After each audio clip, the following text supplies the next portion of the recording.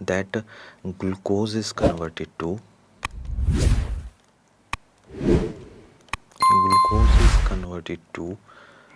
2 molecules of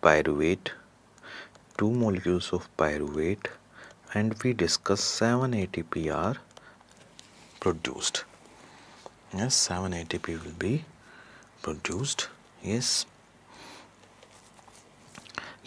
2 pyruvate enter the mitochondria, and in mitochondria these pyruvate converted to acetyl coenzyme and 2 NADH are produced, and 2 NADH produce 5 ATP.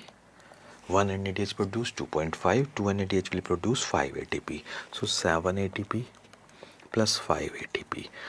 2 molecules of pyruvate, 2 molecules of acetyl, 1 acetyl in Krebs cycle, 10 ATP. 2 acetyl, 10 into 2, 20 ATP. So 20 plus 5 plus 7, there is 32 ATPs. 32 ATPs.